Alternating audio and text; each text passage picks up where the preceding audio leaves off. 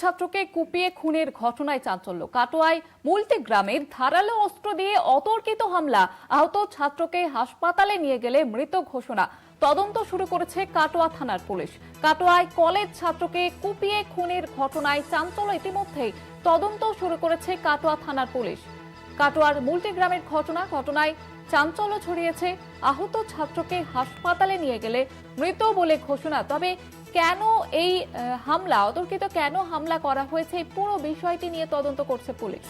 কাটোয়ার কলেজ ছাত্রকে কুপিয়ে খুনের ঘটনায় চাঞ্চল্য।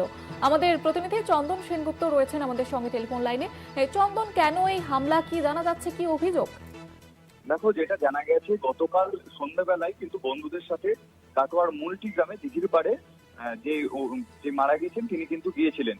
তারপর সেখানে তার বন্ধুদের সাথে যাওয়ার পরই আচমকায় পেছন থেকে দুষ্কৃতীরা তার উপর হামলা করে এবং তার গলায় ধারালো অস্ত্র দিয়ে কোপ মারে। এরপরেই কিন্তু ঘটনাস্থলেই মৃত্যু হয় তার।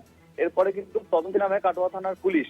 গতকাল রাত্রেই কাটোয়া থানার আইসি এবং কাটোয়ার এসডিপিও কাশীনাথ মিস্ত্রির নেতৃত্বে বিশাল পুলিশ বাহিনী ঘটনাস্থলে পৌঁছায় এবং পুরো বিষয়টি খতিয়ে দেখে কি কারণে এই খুন, পুরো বিষয়টি কিন্তু খতিয়ে দেখা হচ্ছে।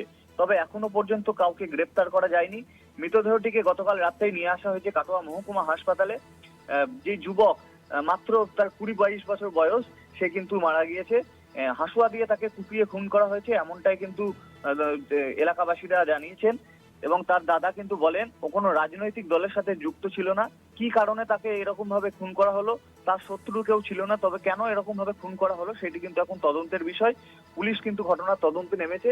মৃতদেহটিকে আজকে কাটোয়া মহকুমা হাসপাতালে আর কিছুক্ষণের মধ্যেই কিন্তু ময়না তদন্ত হবে এবং ময়না তদন্তের পর মৃতদেহটিকে তুলে দেওয়া হবে তার পরিবারের হাতে। তবে এই ঘটনাকে ঘিরে আচমকায় রাতের অন্ধকারে এই যে খুনের ঘটনা, এই ঘটনাকে ঘিরে কিন্তু চাঞ্চল্য ছড়িয়েছে কাটোয়ায়। প্রশাসনের উপরে ভরসা রেখেছে সাধারণ মানুষ এবং পরিবারের লোকেরা। তারা মনে করছে যে পুলিশ পুরো ঘটনাটি তদন্ত করে খতিয়ে দেখে যে কি কারণ এবং কারা এর সঙ্গে যুক্ত রয়েছে তাদেরকে ধরে যথাযথ শাস্তি দেবে। একেবারে ধন্যবাদ জানাবো চন্দন।